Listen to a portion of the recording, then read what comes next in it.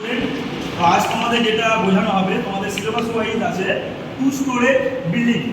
তো 2 storage building যখনই করতে যাবো তখন বিল্ডিং টাইপ অফ বিল্ডিং সম্বন্ধে জানাটা খুব দরকার। টাইপ অফ বিল্ডিং বলতে mainly type of building 3 type of building হয়। একটা হচ্ছে ইন্ডাস্ট্রিয়াল বিল্ডিং, একটা হচ্ছে কমার্শিয়াল বিল্ডিং, আর একটা হচ্ছে রেসিডেন্সিয়াল বিল্ডিং।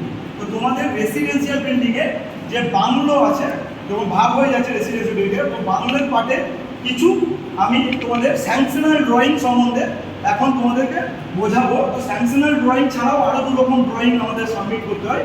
একটা হচ্ছে ওয়ার্কিং ড্রয়িং আর একটা হচ্ছে ডিজাইন ড্রয়িং। তো স্যাংশনাল ড্রয়িংয়ে মেনলি কী কী লাগে? একটা লাগে কি প্ল্যান, যেখানে ফার্স্ট থাকবে তোমাদের সেই সাইটের কি প্ল্যান, তারপরে থাকবে তোমাদের হচ্ছে একটা গ্রাউন্ড ফ্লোর প্ল্যান, তারপরে typical floor plan, roof plan, আর থাকবে হচ্ছে foundation drawing and design, elevation section and structural details, switch tank and septic tank details.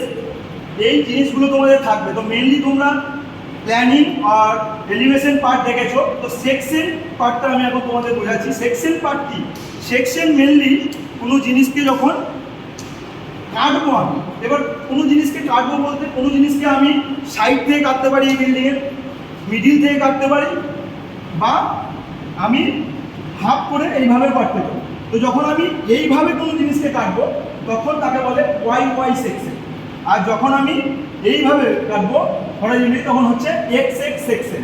তো ধরো এটা একটা রুম আছে, তো এই রুমকে যখন আমি এক্স সেকশনে কাটছি, অর্থাৎ আমার কাটা পড়ছে কোন অংশটা, এই অংশটা কাটা পড়ছে।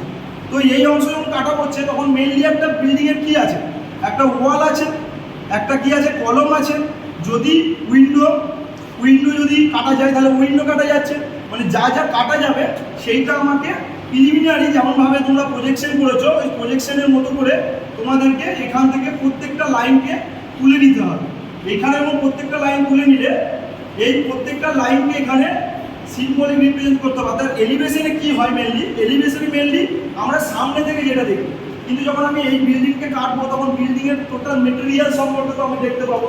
অর্থাৎ যদি আমি ধরো একটা কলম বিম কাটা যায় তাহলে কি ওটা আরসিসি কাটা যাচ্ছে।